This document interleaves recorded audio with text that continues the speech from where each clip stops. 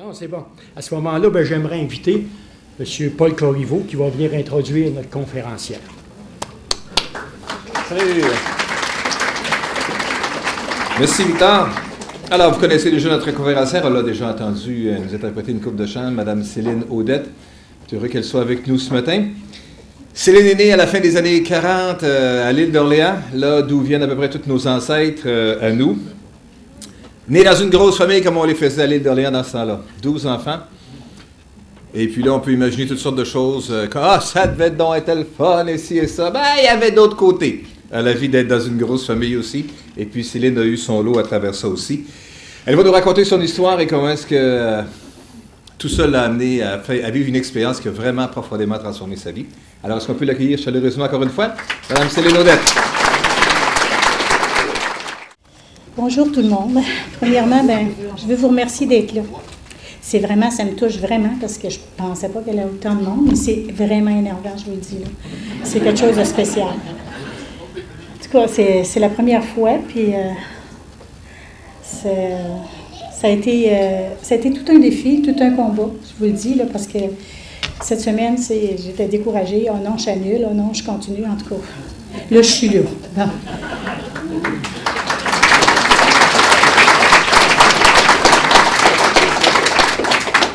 Premièrement, mon enfance, je vais la passer vite, parce que c'est pas un temps heureux, c'est vraiment pas quelque chose que j'aime parler, là. Mais il y a des choses que je suis obligée de vous dire pour que vous compreniez la suite. Alors, comme il a dit tout à l'heure, je suis dans une grande famille, et puis, demandez-moi pas pourquoi je suis le mouton noir, mais je suis vraiment le mouton noir, là, puis il est vraiment noir, le mouton. Alors, j'étais un enfant battu tout le temps. Tout le temps, c'est pas compliqué, là. Mais quand je vous dis battu, là, je vous parle pas de tape ou de coup de pied, là. C'est vraiment le battre, là. C'était le plus souvent possible, c'était avec des fouets ou des bâtons ou donc des souliers, tout ce qu'il y avait dans la main. Puis, qui me battait? Ma mère. Alors, la personne qui est supposée être la plus importante pour moi, c'est elle qui me battait le plus souvent. Puis, elle avait pratiqué mon frère, je dirais pratiquer, c'est une façon de parler, là, mais à me battre aussi. Alors, mon frère, c'est quand elle ne pouvait pas, c'était mon frère. Alors, j'ai passé une enfance assez difficile. J'ai connu le rejet. Le rejet, même aujourd'hui, j'ai encore de la misère avec ça. La culpabilité et la violence. C'est trois mots qui ont beaucoup marqué ma jeunesse. Ma mère, elle me disait souvent les mêmes choses. T'es pas belle, t'es pas bonne, puis il n'y a jamais personne qui va t'aimer. Mais ça l'a fait ma vie, ça. Ça a été longtemps dans ma vie où est-ce que je croyais tellement pas que quelqu'un allait m'aimer, là, je croyais tellement pas ça que j'ai marié le premier venu. Parce que je me disais, lui, il doit être aveugle, là, tu sais. Fait que je me suis dit, c'est aussi bien de me marier, il n'y a pas personne qui va vouloir de moi. Ça fait que ça a été comme le début d'un autre problème, là. Mais, j'ai même pas amené mes lunettes. Pourriez-vous m'amener mes lunettes, s'il vous plaît? Ah! Youpi! Puis elle me disait, c'est beau, c'est drôle, hein? Elle me disait aussi, une autre phrase qu'elle me disait, puis que je ne comprenais pas à ce moment-là, c'était il n'y a pas d'oiseau blanc dans un nid de corneille. Bon, ça, je l'ai compris bien des années après. Mais pour quand elle me disait ça, je ne comprenais pas ce que ça voulait dire. Peut-être que je vous le dirai tout à l'heure ce que ça veut dire. Alors, à 11 ans, j'ai été abusée par mon frère sexuellement. Et puis, c'était le chouchou de ma mère, parce que ma mère, elle avait eu 2 mariages, puis le seul gars qui était dans son premier mariage, c'était mon frère. Et puis, il avait 20 ans. Et puis, le pire de tout, c'est que moi, je ne peux pas en parler, là, parce que c'est sûr qu'en étant mouton noir, tu ne peux pas aller contre le chouchou de la famille. Alors, le pire, c'est qu'il est arrivé, c'est qu'il est mort 2 semaines plus tard, après avoir abusé de moi. Fait que j'ai jamais parlé de ça, sauf à 35 ans, quand j'ai décidé d'en parler à ma sœur. C'était la première fois que j'en parlais. Et puis, elle m'a cru. Alors, j'étais contente, là, parce que je pensais vraiment que personne n'allait me croire. Alors, c'est ça. À 12 ans, j'ai commencé à travailler. J'étais comme gardienne. J'avais 3 bébés à m'occuper. C'était super dur, je vous dis. À 12 ans, là, c'est quelque chose. Puis, ma mère, elle m'avait dit, tu as assez d'instructions pour être capable de laver des couches, donc va travailler. Alors, c'est ce que j'ai fait. Puis, il y avait tellement de différences dans ma famille, là, avec moi, que mes frères qui amenaient des amis à la maison, les amis disaient à mes frères, « C'est-tu vraiment ta sœur? c'est-tu vraiment la fille? Parce qu'il y avait vraiment une espèce de mépris envers moi, là, que même les étrangers s'en rendaient compte, là. Puis je sais même pas, tu sais, j'étais tout petite, puis j'étais pas plus talente qu'un autre, là. Les fois où je me suis fait battre, je trouvais ça tellement niaiseux, là. Aujourd'hui, je trouve ça encore pire. Mais, tu sais, c'était pas comme... c'était pas quelque chose de terrible, là. J'étais pas un monstre. Alors, comme je vous ai dit tout à l'heure, j'ai marié le premier venu. Et puis, c'était un alcoolique. Alors, c'est ça. La première nuit de noces, je vais juste vous dire que il était sous, il a vomi dans le lit. Alors, j'ai dormi avec ma robe de mariée sur le bout du lit. Ça sentait vraiment mauvais. Alors, ça a été ma première nuit de noces. Puis ensuite, comme j'avais eu beaucoup de coups, puis j'avais été blessée beaucoup, j'ai fait 2 fausses couches. J'ai perdu 2 bébés au début de mon mariage. Puis, bien sûr que j'ai été encore une fois une femme battue. Alors, lui, c'était vraiment terrible, là. Puis, en plus, il arrivait chez nous avec des photos de filles, puis il disait, eux autres, tu sais, sont corrects, puis moi, je paniquais bien même, parce que je ne savais pas, tu sais. Toujours, maman, ce qu'elle m'avait dit, personne ne va t'aimer, ça revenait toujours. Ça revenait toujours, c'était comme gravé en moi, puis je me disais, ben c'est tout ce que je mérite. Ma mère me battait, lui me bat, c'est normal. OK, alors, dans ma tête à moi, c'était comme ça. Puis il disait, si tu ne travailles pas, ben je suis obligée de vendre de la drogue pour vous faire vivre. Fait que moi, j'allais travailler, puis je travaillais, puis je ramenais de l'argent tout le temps. Et puis, tu sais, c'est sûr que à travers tout ça, je pensais à la mort souvent. Je pensais souvent à la mort. Je me disais, ben tu sais, la vie, ça n'a aucun sens, là. Ça n'a aucun sens. Mais pendant ce temps-là, comme je travaillais dans un restaurant, il y avait un groupe de personnes qui ont dit, on s'en va dans une espèce de couvent, puis on va voir des gens qui parlent comme des bébés. Fait que moi, j'ai dit, tu parles d'une affaire. Fait que j'ai dit, je peux-tu y aller? Ils ont dit oui. Fait que là, je m'en vais avec eux autres. Mais ce qui m'a le plus surpris, c'est que lorsqu'ils se sont mis à parler en bébé, j'étais vraiment touchée dans le plus profond de mon cœur, puis je me disais, ça, c'est pas normal. Il y a de quoi dedans que j'ai besoin, mais je savais pas quoi, là. C'était comme le commencement de... C'était la première fois, je pense, que je ressentais un petit peu l'amour de Dieu, que Dieu pouvait m'aimer, lui. Parce que j'avais dit, j'ai dit plus tard, j'ai dit, regarde, tu peux m'aimer, mais... excuse-moi.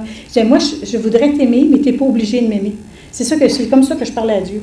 Parce que j'avais, tu sais, je me disais, je ne mérite pas d'être aimé, il n'est pas obligé, là, tu sais, mais moi, je voudrais l'aimer, par exemple. C'était ça ce que je pensais. Puis quand je suis allée pour voir les personnes qui parlaient en bébé, là, je suis allée dans une espèce de chambre haute, où est-ce qu'il y avait une petite fille de 18 ans qui m'a imposé les mains, puis qui me disait, puis en tout cas, ça a été épouvantable, parce qu'elle me dit, je sais qu'elle parlait de la part du Seigneur, là, elle dit, ça fait longtemps que je t'attends. J'ai recueilli toutes tes larmes, j'ai vu ta misère, j'ai vu ton cœur brisé. Puis là, je me suis mis à pleurer, mais à pleurer, c'était trop d'amour pour moi. J'en avais pas reçu encore. Fait que c'était une tonne d'amour qui me tombait sur le dos. Là, j'étais pas capable de tout prendre ça. Fait que j'ai dit à la fille, arrête, je suis plus capable. Fait que là, je me suis en allée. Et puis, je me sentais tellement légère à ce moment-là, tellement légère. Puis tout le monde m'avait dit, tu vas être remplie. Mais j'ai commencé ça que moi, je me sens légère. Tu sais, pourquoi que tout le monde est rempli, puis moi, je suis légère? Ça ne marche pas, ça. Mais en tout cas, c'était comme ça que je me sentais. Et puis, ensuite, je suis allée à une retraite à Granby. C'était avec les charismatiques, pour ceux qui veulent avoir plus d'informations. J'étais charismatique, alors je m'envoie à une retraite à Granby. Et puis là, ils ont prié pour moi aussi. Puis là, j'ai compris du plus profond de mon cœur que Jésus venait pour prendre tous mes péchés, puis qu'il m'aimait. Puis là, je vous dis, là, j'ai tellement pleuré, j'ai été au moins 2 heures à pleurer sur un matelot, puis à crier, Seigneur, Seigneur, ça se peut pas, tu peux pas m'aimer, ça se peut pas. Mais en fin de compte, j'ai réalisé que oui, il prenait tous mes péchés, parce que ça a été comme pour moi, comme un abandon total entre ses mains, puis j'étais tellement contente. Puis là, je suis revenue à la maison, bien sûr, puis là, mon mari, bien, il n'était pas plus gentil, c'est sûr. Alors, je lui ai continué à me battre. Et puis, à un moment donné, il m'a tellement battue que j'avais mon plus vieux, il a perdu des cheveux. Il était tellement nerveux, il criait, puis il avait peur, puis il tous ses cheveux, ils ont parti dessus à la tête, un enfant d'à peu près 3 ans, là. Plus de cheveux sur la tête. Fait que le docteur avait dit que c'était un choc qu'il avait eu, je comprends, pour petit, tu sais, il ne voulait pas voir ça, là, lui. Puis, moi, je travaillais, ça fait que tous les soirs, mon mari arrivait, puis sur une semaine, je pouvais vous dire que, bon, je recevais à peu près 3 volets par semaine, là. Puis, toutes les fois où est-ce que je lui donnais de l'argent le matin, il revenait le soir, il était sous, il me battait. Tu sais, c'était comme une routine, là. Fait qu'à un moment donné, il y a quelqu'un qui m'a dit, arrête de lui donner de l'argent, il va arrêter de boire. C'est pas fou, là. C'est un bon conseil, ça. Alors, je me suis dit, bon, ben, OK. Le matin, décider à 100% que je ne lui donne pas de l'argent. Bien là, il m'a astiné, mais j'ai dit non, tu n'en auras pas. Alors, il est parti travailler. Puis, quand il est revenu, il était 2 fois plus saoul, 2 fois enragé, fâché, parce qu'il était déjà fâché le matin, là. Alors, ce qui est arrivé, c'est que il est rentré dans la maison. Il est allé directement dans le garde-robe. Il y avait un fusil, là. Moi, je ne connais pas ça, mais en tout cas, c'est un fusil avec une grande longue carabine, là. Puis, il a mis 5 balles dedans. Puis là, il dit, c'est ce soir qu'on en finit. Là, moi, j'ai paniqué. Là, j'ai dit, ça n'a pas de bon sens. Fait que là, j'avais mon plus vieux qui avait 5 ans. Et puis, mon deuxième qui avait 3 ans et demi. Il a pris son petit frère dans les bras. Là, c'est une image que je n'oublierai jamais. Là. C'était dans le coin du salon chez nous. Puis là, il a pris son petit frère. Puis là, ils se protégeaient l'un et l'autre. Là, mon mari est venu pour baisser le canon. Mais moi, je me suis mis sur le canon. Puis j'ai dit, oh non, tu ne feras pas ça.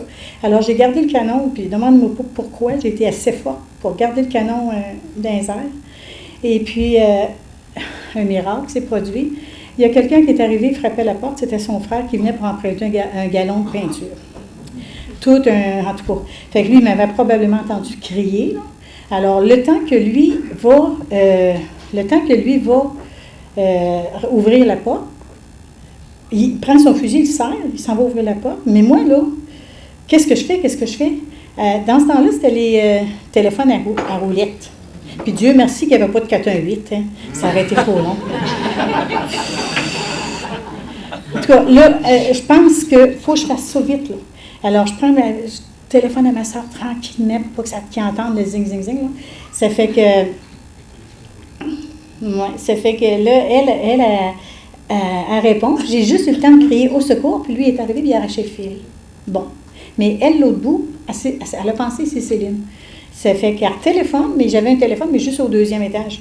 Fait que moi, je pique une course, puis je monte au 2e étage pour aller chercher le téléphone. Puis comme je lève l'acoustique, j'entends juste dire « C'est-tu toi? » J'ai dit « Ouais! » Ça fait que quelques minutes après, mon beau-frère, qui est son mari, un 6 pieds 2, il arrive à la maison. Et puis, il dit « Qu'est-ce qui se passe ici? » Fait que là, mon plus vieux, qui a 5 ans, il dit « Viens, mon oncle. » Fait qu'il l'amène dans la salle de bain. Je ne sais pas trop qu'est-ce qu'il a dit, mais quand mon beau-frère est sorti de là, il était blanc.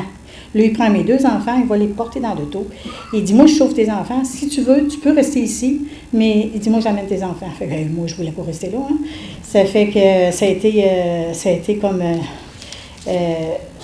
été comme ma première séparation. Ça a été vraiment difficile, là, mais je me suis ramassée sur une rue à Saint-Pascal avec mes 2 enfants, puis vraiment rien, là, quand tu dis rien, là.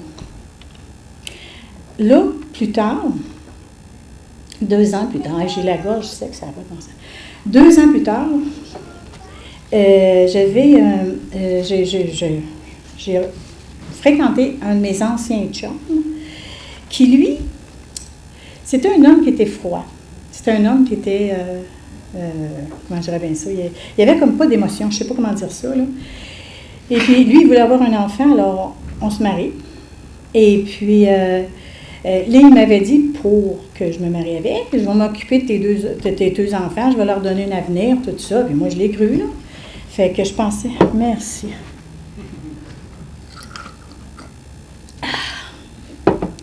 Puis là, il me dit, parce qu'il était tellement froid, à un moment donné, en tout cas, il faut que je passe ça vite, là. Mais il y avait comme, il me dit à un moment donné, je ne t'ai pas mariée par amour, là. Il dit, je t'ai mariée par affaire. Fait que là, tout ce que ma mère m'avait dit encore, ça revient. Ça revient toujours, ça. Personne ne va vouloir de toi, personne ne va t'aimer. Fait que là, ça revient encore sur moi comme un poids épouvantable. Ça a fait que je me suis dit, je suis bonne juste à travailler. C'est ça ma vie, c'est correct. Alors, je vais travailler. Fait que pendant 3 ans de temps, je me suis épuisée totale jusqu'à l'hôpital. Rentrée à l'hôpital d'urgence, épuisement total, pendant les 3 premières années de mon mariage. Je vous le dis, là, je voulais mourir. C'est pas compliqué, je voulais vraiment mourir. Mais, tu sais, à quelque part, j'avais mes enfants. J'aime mes enfants. Fait que je peux pas les laisser. Puis là, c'était comme... qu'est-ce que je fais? Je vis-tu? Je continue-tu à vivre? C'est quoi je veux? C'est quoi je fais? Fait qu'en fin de compte, en même temps, je continuais à lire ma Bible. Et puis, de plus en plus, j'aimais Dieu. De plus en plus, je voulais servir Dieu. Mais avec cet homme-là, c'était assez difficile parce que lui, il ne voulait pas que j'aille à l'église, il ne voulait pas que je fasse rien. Puis c'était toujours compliqué. Mais à un moment donné, je lisais la Bible, puis je cherchais le mot purgatoire, moi, là. Je voulais vraiment avoir un purgatoire, parce que je voulais pas. Je me disais, avoir la vie que j'ai eue, s'il faut que je finisse en enfer, moi, non, ça marche pas, là. Alors, je me suis dit, il faut que je trouve le purgatoire. C'est que j'ai lu la Bible, mon Dieu, 2 fois certain au complet, même les chronologies, là, tu sais. J'avais tellement peur que ça soit caché quelque part. Fait que j'ai tout lu. Et puis, à un moment donné, là, après 2 fois, j'ai dit, non, là, ça se peut pas, là. Je ne l'ai pas vu encore. Fait que ce que j'ai fait, c'est que j'ai fait venir un prêtre à la maison, puis j'ai demandé, j'ai dit, il est où le purgatoire? Je veux trouver le purgatoire, parce que je ne veux pas aller en enfer. Fait que lui, il n'a jamais été capable de me répondre. Fait que là, j'ai dit, voyons, c'est quoi, là? C'est quoi l'affaire? Ça fait qu'en fin de compte, puis j'ai demandé aussi une question qui me tracassait. Pourquoi que vous dites, voici l'agneau de Dieu qui enlève le péché du monde? Pourquoi vous dites ça? Puis qu'il ne prend pas mes péchés à moi, il faut que j'ai purge. Il les prend-tu, mais il ne les prend pas.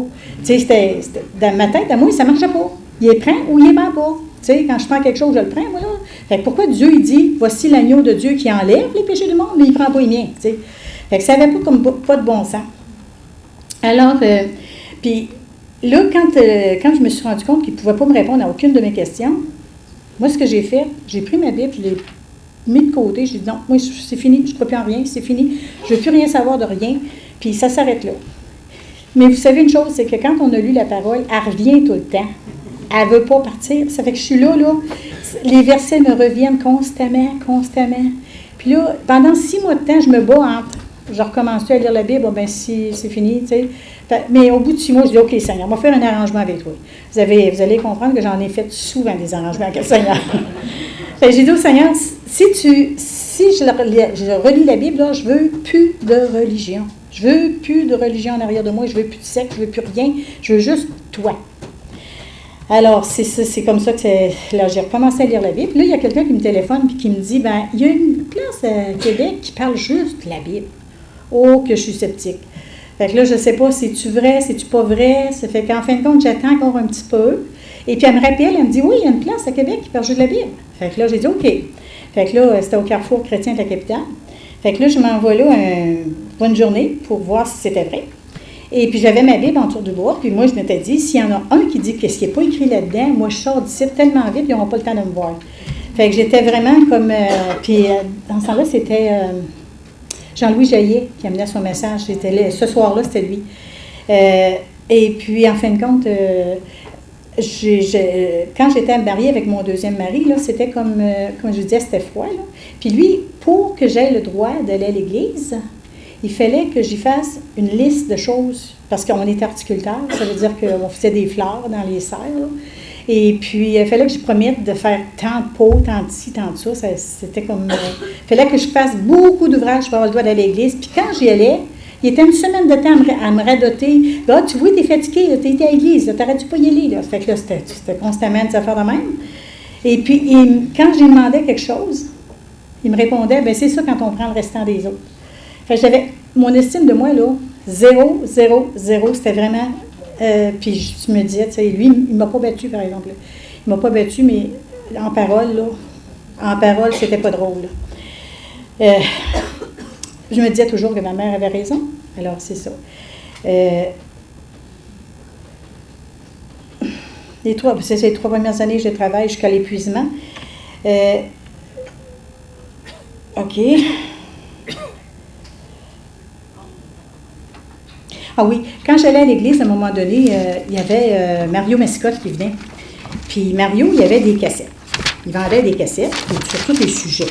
Puis moi, bien, comme je n'avais pas le droit d'aller à l'église souvent, Ben moi, j'ai trouvé ça que c'était extraordinaire, parce que j'amenais les cassettes chez nous, puis je piquais des fleurs, puis je travaillais dans les fleurs, puis j'écoutais le Saint-Esprit, c'est qui, puis c'est quoi l'abstinence, c'est quoi le pardon des péchés. J'en écoutais des cassettes. Si je travaillais 12 heures, j'écoutais 12 cassettes. J'écoutais 10 heures, c'était 10 cassettes. Alors, c'était vraiment comme, pour moi, c'était ma nourriture de tous les jours. Et puis, c'est comme ça d'ailleurs que j'ai appris la parole, puis...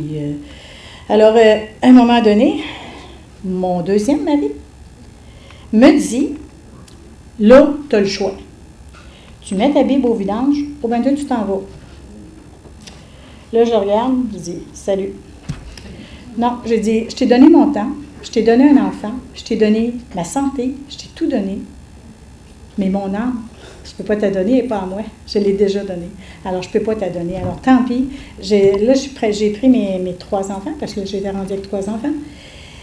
Puis, je suis partie dans un logement. Alors, le logement qui était sur le boulevard Sainte-Anne. Et puis, j'ai dit au propriétaire que j'étais chrétienne, puis que lui, il me demandait mes revenus. Bien, j'en avais pas, là, tu sais. Je laissais mon mari, fait que j'avais pas de revenus. J'avais 0 cent, là. Mais en tout cas, c'était quelqu'un qui était très à l'argent.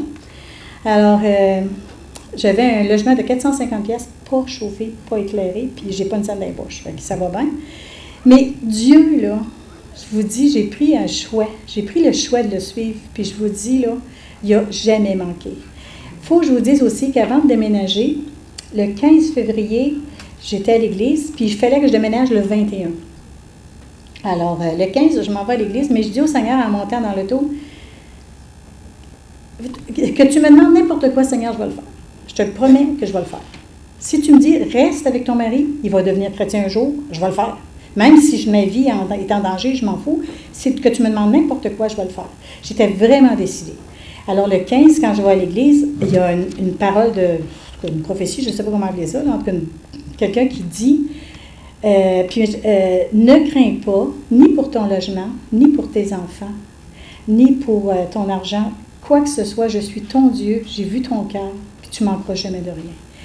Là, je me suis mis j'ai dit, tout le monde, moi, dans ma tête, à moi, tout le monde savait que c'était pour moi. Je sais que personne ne me connaissait, ça fait que personne ne pouvait l'imaginer, mais moi, dans ma tête, à moi, j'étais toute cachée, j'ai dit, oups, là, il vient de me parler sérieusement, là. Alors, c'est ça, puis, mais ça fait que là, je me suis dit, bon, il faut que je déménage et tout. Mais j'ai dit au Seigneur, tu sais comment je suis, hein, je suis hyper sensible, puis je sais que toute la semaine, même s'il est méchant, ça va me faire de la peine de le laisser. Ça va me faire de la peine parce que, écoute, c'est un homme, là, puis je sais qu'il n'a pas connu d'autre chose que ça. En tout cas, j'ai trouvé toutes sortes de défis. Fait que j'ai dit, j'aimerais ça si cette semaine, tu pouvais mettre une espèce de baume autour de mon cœur, là, pour pas que je pleure, puis pour que je sois forte, puis en tout cas.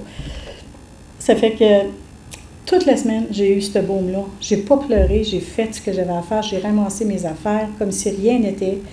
Puis je m'en vais dans mon logement avec mes enfants. Puis comme je viens pour descendre chez nous, parce qu'on avait une petite pente, là,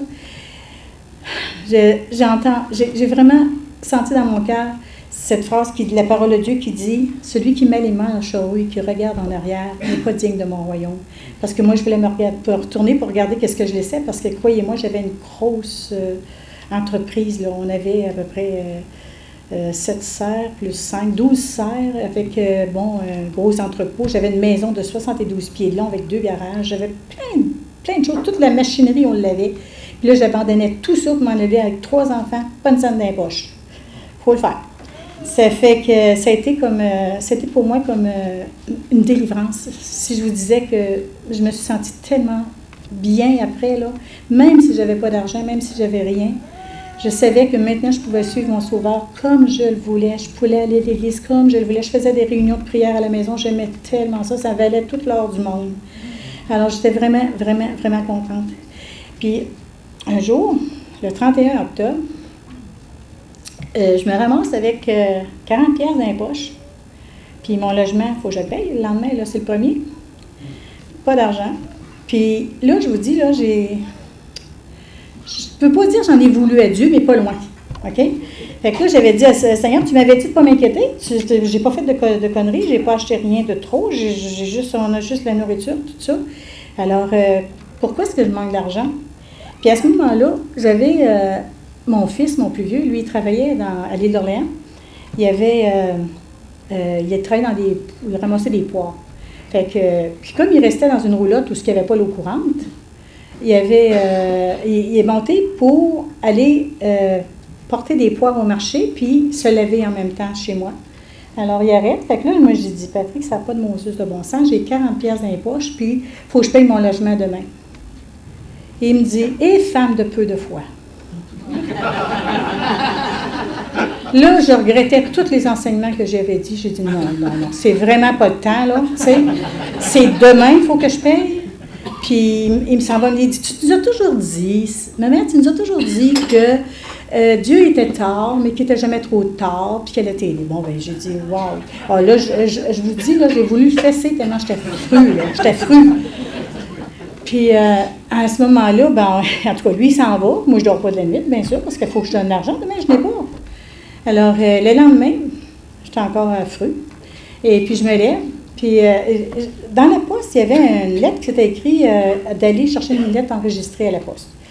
Alors, je vais chercher la lettre enregistrée à la poste. Puis, c'était un chèque de 448 $. OK? 448 $. Moi, j'ai toujours pensé que Dieu m'avait ôté 2 pièces parce que j'étais trop fru. Mais.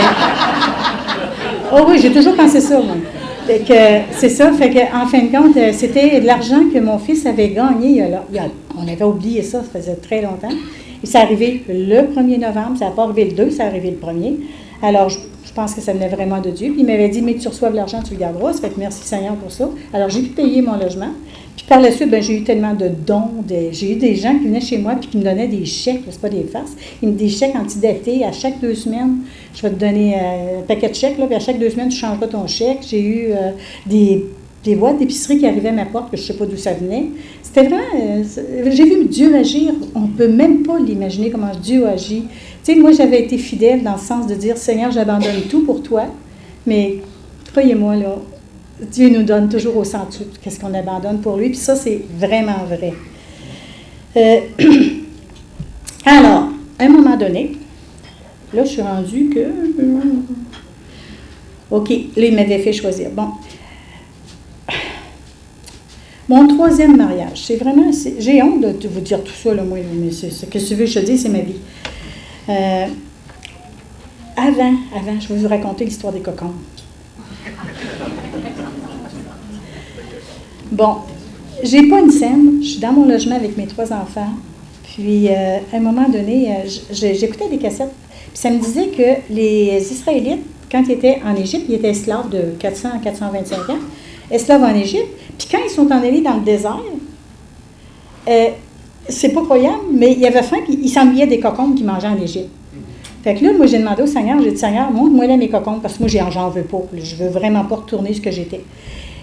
Puis j'ai compris ça quand mon mari avec qui j'avais un commerce, là, il s'en vient chez nous et il me dit, Céline, il dit, je vais te donner 100 pièces par jour si tu viens travailler pour moi. C'est correct, hein? C'est super, 100 pièces par jour, j'ai pas une scène. Fait ça, 100 pièces par semaine, ça, c'est beaucoup d'argent pour moi, là. Puis il savait que j'avais une clientèle, fait que, tu sais, il savait que j'étais capable de ramasser beaucoup d'argent. Mais moi, en pensant aux cocons, j'ai dit non. Non, j'en veux pas de cocombes. Fait que moi, pour moi, l'argent, c'était les cocombes. Parce qu'il n'y avait rien que ça de bon dans mon mariage. Fait que c'était les cocombes. Alors, j'ai refusé 100 pièces par jour pour pouvoir rester fidèle. Puis je ne voulais pas mélanger encore tout ça là, avec ces compromis et ces appartements. J'en voulais pas. Alors, j'ai refusé les cocombes. Quelques temps plus tard, là, je me suis remariée. Et puis, c'était mon ex-beau-frère qui avait vu toute ma vie puis qui savait comment j'avais souffert. Alors, je me dis, tu sais, bon... Puis là, la raison pour laquelle je me suis mariée, c'est parce que je m'étais jamais sentie aimée. Tu sais, mon premier mariage, il me battait. Peut-être qu'il m'aimait, mais en tout cas. Mon deuxième, ben lui, il me l'a dit, vu que c'était un mariage à faire, ça fait que c'était pas compliqué. Mais là, le troisième, j'ai dit, j'espère qu'il va m'aimer un peu, lui, là. Mais la fin, c'est que, tu sais, lui, ça a été comme... on a été 5 ans. Il y a une chose qui reste, qui est bonne après mon mariage, c'est la maison, parce qu'avec ce mariage-là, j'ai pu avoir une belle maison, puis dont je suis là, mais encore maintenant. Puis je sais que ça vient de Dieu, là, ça fait que Dieu, toute chose concourt au bien de ceux qui aiment Dieu. Puis je sais que la maison, c'est à lui, j'y dois tout. Puis OK, alors là, je me suis remariée avec lui, puis il est devenu, avant, là, il est devenu chrétien, puis bon, tout ça. Un jour, j'étais dans une petite chambre chez nous en train de pleurer, parce qu'encore une fois, j'avais eu des mauvaises nouvelles, j'avais eu des déceptions, tout le temps. Et puis, mon fils, Patrick, le plus vieux, il me demande, il dit, maman, ça te dérangerait-tu que j'amènerais Yann, mon plus jeune, au Parc Safari? J'ai dit, ben non, ça ne me dérange pas. Ça, c'est le 28 août 1992. OK? C'est une date mémorable pour moi. Ça fait que j'ai dit oui. Alors, il vient chercher Patrick, puis ils s'en vont. C'était juste avant l'école que l'école commence.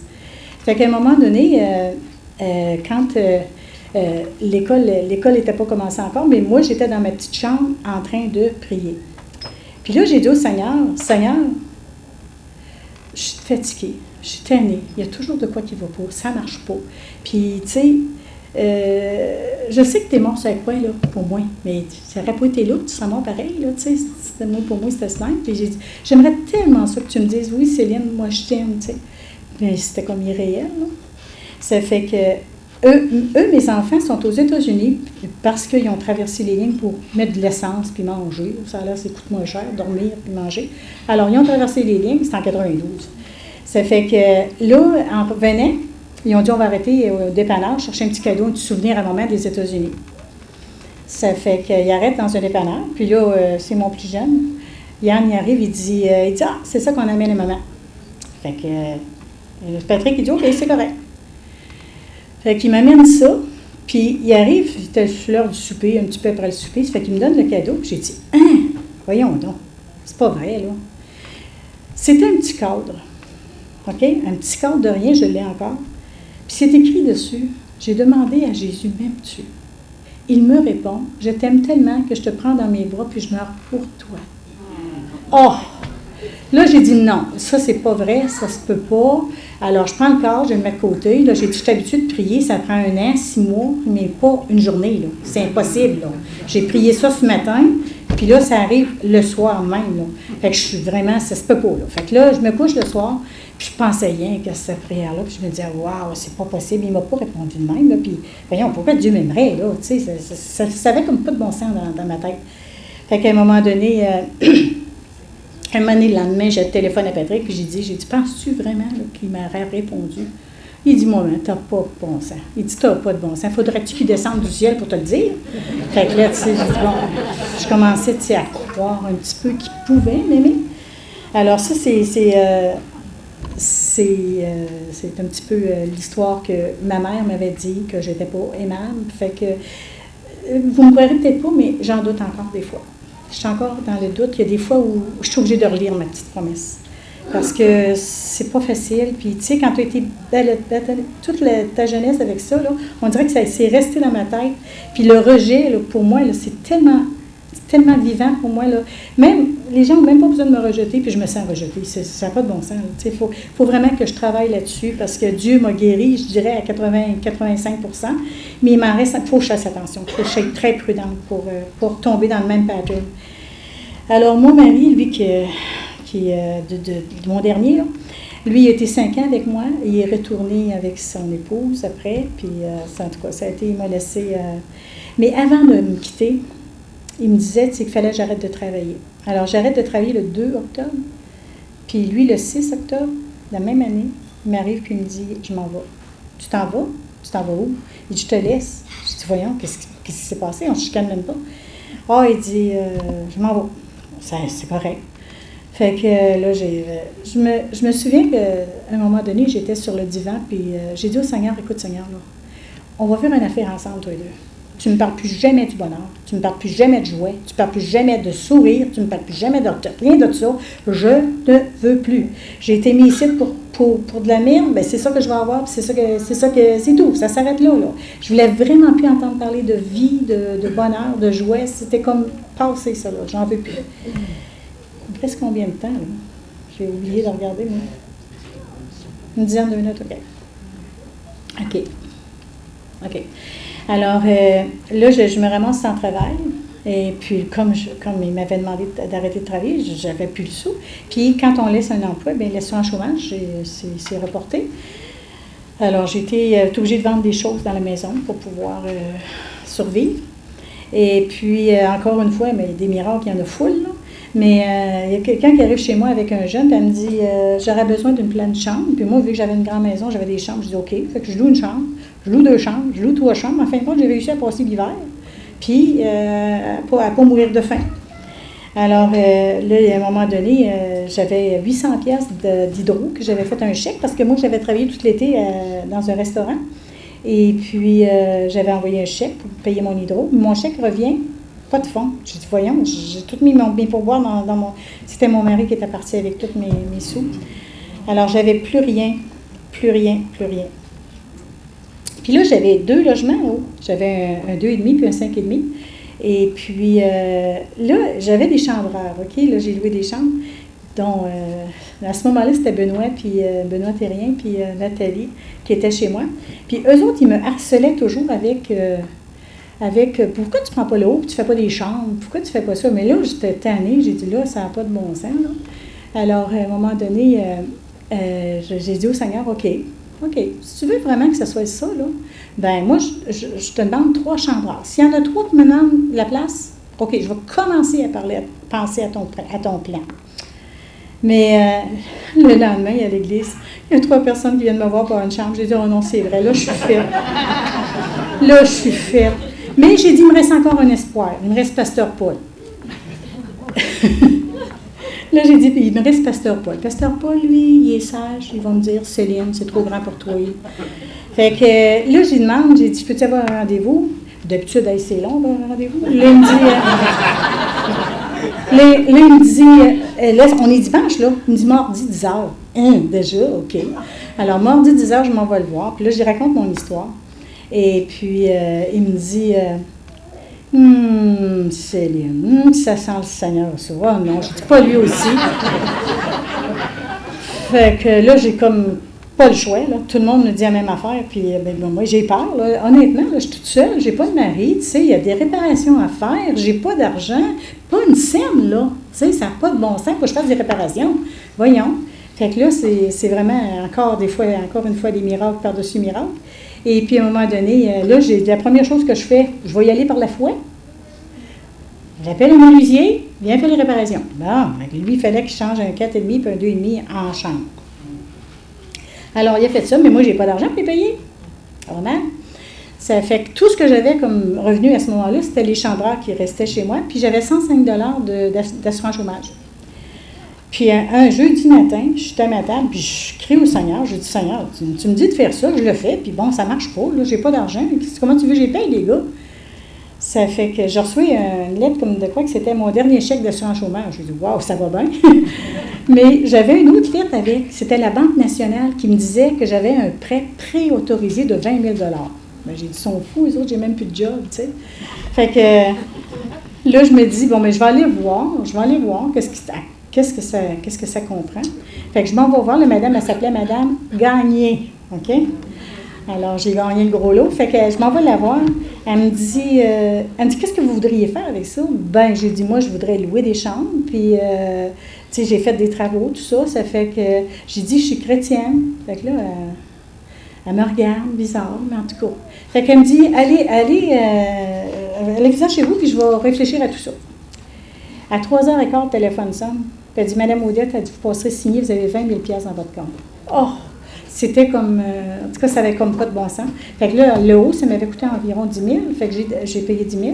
Puis là, j'ai gardé l'autre 10 000 pour pouvoir faire les réparations extérieures, parce qu'il y avait énormément de réparations à faire chez nous. Mais c'est drôle parce que moi, je connais rien dans la menuiserie, là, tout ce qu'il y a d'électricité, je connais rien là-dedans, même, en tout cas. Puis, j'avais l'air d'une femme qui connaissait tout. Parce que le matin, je me levais, puis là, on va faire ça, puis on va faire ça. Je ne connaissais rien. Mais dans la nuit, j'avais comme une espèce d'idée qui me faisait « Ah, je devrais mettre ça là. Ah, je devrais mettre ça là. » En fin de compte, j'ai réussi à faire la maison comme je la voulais. OK? Et puis, après, là, les chambreurs, ben, ça a passé. Mais ce qui est arrivé aussi, c'est qu'il y a eu il y a quelqu'un qui est venu chez nous, puis voir les chambreurs, puis en fin de compte, il a aimé la maison, fait qu'il est allé voir le DPJ pour dire, moi je vais aller chez Céline Odette comme famille d'accueil. Ils ont dit, mais oui, mais elle ne l'est même pas. Ça fait qu'il a dit, ben on va s'organiser pour qu'elle soit. Ça fait qu'en fin de compte, ils ont ouvert la maison chez nous pour que je devienne famille d'accueil, mais sans que je fasse aucune demande. Ça se peut pas, hein, parce que ça prend quasiment 1 an ou 2 avant qu'on ait des examens partout. Puis, en tout cas, moi, je n'ai même pas demandé d'être famille d'accueil. Et puis, en fin de compte, ils m'ont ouvert la maison pour ça. Puis, comme ils me demandaient d'autres affaires, il fallait que je suive des cours de toutes les possibilités, avec des cours de sexualité après tout au mariage, là, tu sais. Je n'avais vraiment pas besoin, là. Ça fait qu'en fin de compte, là, ils me demandaient de suivre des cours de cuisine, tu sais. J'ai fait la cuisine toute ma vie, en tout cas. Bon, fait que j'avais toutes sortes de cours à suivre. Et puis, à un moment donné, là, je suis perdue, là. OK. À un moment donné, ils ont ouvert la maison, puis ils m'ont appelé, puis ils m'ont dit, bon, ben Madame Odette, voudriez-vous avoir un autre enfant? Fait que là, moi, je disais, non, j'en veux pas. Moi, ce qui me faisait peur, c'était que, tu sais, monsieur, il y a des jeunes, là, mais c'est qu'ils arrivent chez nous avec des crêtes rouges puis bleues, là, puis moi, j'avais peur de ça, sérieux, là, j'avais vraiment peur de ça. Fait que je me suis dit, non, je ferme ma maison, j'en veux pas. Ça fait que là, c'est arrivé qu'ils ont envoyé Maxime, après ça, il y a eu Carl, après ça, il y a eu Jonathan, il y a eu plein de monde. Depuis ce temps-là, bien, c'est sûr que, bon, j'ai été longtemps famille d'accueil, là, j'achève, là, j'en ai 3, là, il m'en reste 3, les 3 derniers, mais il y en a un qui fait 8 ans, l'autre fait 9 ans, puis l'autre fait 10 ans qu'ils sont chez nous, tu sais, ça fait que c'est comme mes enfants, là, c'est sûr. Et puis, à un moment donné, tu sais, le fait que moi, Dieu peut se servir de moi après tout ça. Je peux vous dire une chose, c'est qu'il peut se servir de vous autres aussi. Ça, là, doutez-en jamais. Puis j'ai des versets qui m'ont aidé tout au long de ma vie. C'est, premièrement, Psaume 37,4. Fais de l'Éternel tes délices. Le reste, je ne le dis même pas, parce que je sais que lui fait sa job. Mais moi, ma job à moi, c'est faire de l'Éternel mes délices. Puis toute chose concourt au bien de ceux qui aiment Dieu, c'est Romains 8,28. Et puis il y avait aussi le Proverbe 10,22 qui dit... c'est les bontés de l'Éternel qui enrichissent. Toute la peine que tu te donnes pour réussir, ça ne sert à rien. Si Dieu te bénit, tu vas être béni. Tu sais, j'ai commencé avec rien. J'avais rien. J'ai tout abandonné. Là. J'ai abandonné la maison là-bas. J'ai abandonné plein d'affaires. Puis quand je vois ce que Dieu a fait dans ma vie, là, puis que je me dis, aujourd'hui, Dieu s'est servi de moi pour aider des jeunes dans le besoin. Wow! S'il fait ça avec moi, croyez-le qu'il va le faire avec vous autres, parce que il n'y a personne qui méritait d'être moins aimé que moi. Puis aujourd'hui, ben, je sais que je vous regarde tout le monde, là, vous êtes tous là, puis merci pour votre présence, puis merci pour votre écoute. Que Dieu vous bénisse.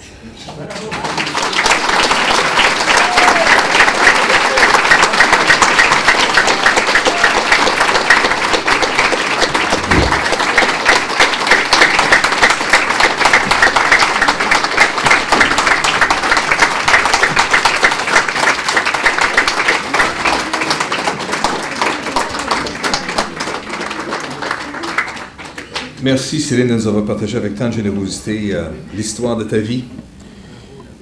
C'est pas parce qu'il y avait 12 enfants dans la famille que c'était facile. Quand ça s'adonne que c'est celle qui, pour une raison ou pour une autre, pogne l'étiquette de mouton noir, vit le rejet, la violence, la peur et la culpabilité. Mais avec tout ce départ difficile et toutes les expériences que tu nous as parlé à travers ta vie, quelqu'un peut-il m'aimer? Et cette question-là, elle est présente dans pas mal de cœurs. Et pas nécessaire d'avoir passé par toute la même histoire que Céline pour se poser cette même question-là, parce que dans le fond, dans le cœur de chaque être humain, la même question se pose. Est-ce que quelqu'un peut vraiment m'aimer? Malgré ce que je suis, avec uniquement ce que je suis. Et l'histoire de la vie de Céline montre à quel point que Dieu est capable de nous aimer. Capable de l'aimer elle, il l'a aimée, il n'a jamais manqué, il a pris soin d'elle, pris soin de ses besoins, comblé son cœur. Et il peut le faire pour chacun d'entre nous aujourd'hui. Mais ça passe d'abord par reconnaître à quel point on a besoin de lui. La vérité, c'est que la Bible nous dit que nous sommes tous perdus. La Bible dit que tous ont péché, sont privés de la gloire de Dieu. On a besoin d'avoir la vie éternelle. Et Dieu a pourvu une solution en ce que Christ est mort sur la croix, mort comme pour que nous puissions être sauvés. Et tout ce qu'on a à faire, c'est simplement invoquer son nom. Parce qu'on ne peut pas se sauver par nous autres-mêmes. Ce n'est pas par nos œuvres que nous sommes sauvés, mais c'est uniquement par la foi. Et ce matin, si vous voulez juste invoquer le Seigneur, vous tournez vers lui il est présent ce matin, capable d'entendre le cri de vos cœurs. Alors, soit pas juste courber nos têtes, fermer nos yeux un moment. J'aimerais si on pouvait juste prier. Seigneur, nous te remercions pour le témoignage que nous avons entendu de Céline ce matin. Et nous voulons te remercier, Seigneur, parce que tu es un Dieu qui nous aime d'un amour éternel, et qui nous aime chacun d'entre nous. Malgré nos péchés, malgré nos désobéissances, malgré nos manquements, malgré nos imperfections, malgré les mauvais choix dans nos vies, tu nous aimes d'un amour éternel. Tu nous le répètes encore et encore. Et ce matin, à travers l'histoire de la vie de Céline, tu nous le rappelles encore une fois combien tu nous aimes. Pas à cause des œuvres de justice qu'on pourrait faire, mais juste parce que tu choisis de nous aimer. Et si on veut juste simplement faire de toi nos délices, tu vas pourvoir à tous nos besoins, tu vas prendre soin de nous, Seigneur. Alors on veut juste te prier aujourd'hui, Seigneur, et reconnaître comment on a besoin de toi. Et peut-être qu'il y a des personnes ici dans cette salle ce matin qui se disent « J'ai besoin de me tourner vers Jésus ». Alors je vous invite à faire cette prière avec moi ce matin, en disant « Seigneur Jésus, je reconnais aujourd'hui que j'ai besoin de toi. Seigneur, je suis perdu. Viens dans ma vie. Pardonne-moi mes péchés. Fais de moi une nouvelle personne. À partir d'aujourd'hui. Amen. Seigneur, je prie que tu puisses accomplir ce miracle dans la vie de ces personnes aujourd'hui qui se tournent vers toi, qui veulent simplement te demander de leur accorder le pardon de leurs péchés, la nouveauté de vie en Jésus-Christ. Je te prie que tu puisses accomplir ce miracle, la nouvelle naissance dans leur vie. Nous te donnerons à toi seul la gloire, Seigneur, au nom puissant de Jésus. Amen. Amen. Et je veux juste vous encourager, si vous avez, dans cette prière ce matin, fait cette expérience-là, je vous encourage à en parler à quelqu'un avec qui vous êtes venu ce matin, ou si vous nous entendez à travers la vidéo, que vous puissiez le partager, envoyer un texto à quelqu'un que vous connaissez bien, que vous aimez, vous dire « Hey, j'ai fait une prière, ça a vraiment changé quelque chose dans ma vie. » Et si cette personne-là est un disciple de Jésus, il saura où vous aiguiller et où vous diriger pour être capable de vous aider dans la suite des choses. Moi, j'aimerais juste en terminant vous rappeler que les déjeuners Partage Espoir et Vie ont lieu ici 4 fois par année, donc en mars, en mai, en septembre et en novembre. Et le but de ces déjeuners, c'est de vous faire entendre le témoignage de vie, comme celui de Céline ce matin, et comment, par la puissance de Dieu, cette vie-là peut être transformée. Il est aussi possible d'entendre des récits de d'autres histoires, des récits d'autres histoires vécues aussi par nos conférenciers des déjeuners qui ont eu lieu précédemment. Je vous invite juste à prendre note que sur votre table, il y a une petite carte comme cela. Et sur cette petite carte-là est marquée aussi l'adresse de youtube.com/user/déjeuner partage CCC. En tout cas, bref, c'est un petit peu trop compliqué pour s'en rappeler pour certains d'entre nous. En tout cas, peut-être qu'il y en a plus allumés qui ça va vite. Mais sinon, vous pouvez le prendre avec vous et vous pouvez aller voir sur cette adresse-là différents témoignages. Je veux juste vous dire qu'à ce moment-ci, il y a déjà plus de 7000 personnes qui ont écouté les différents témoignages. C'est possible à travers cette voie-là par YouTube, donc d'envoyer aussi le témoignage de Céline ou de d'autres que vous voyez peut-être là-dessus à des connaissances que vous pouvez avoir, des parents, des amis qui vivent de l'autre côté de la rue ou de l'autre côté de la terre aussi, c'est possible. Ça va aussi vite d'un un endroit qu'à l'autre. Alors, vous pouvez le partager de cette façon-là aussi, si vous avez aimé ce témoignage, puis vous dites « Hey, ça serait bon qu'un tel ou une telle puisse entendre ça », vous pouvez le partager de cette façon-là. Alors, c'est bien, ça fait que je vous souhaite une bonne fin de journée. Encore une fois, si vous avez fait cette prière pour la première fois aujourd'hui, je vous invite à en parler avec quelqu'un avec qui vous êtes venu aujourd'hui, et puis il saura vous indiquer la route à suivre à partir de maintenant, c'est-à-dire se tourner vers la parole de Dieu, commencer à lire les Écritures, s'adresser au Seigneur, lui demander son aide et son secours, se joindre à une bonne assemblée chrétienne où est-ce que vous allez connaître d'autres personnes qui sauront vous aider aussi. Bonne fin de journée, au plaisir, que le Seigneur bénisse, au revoir.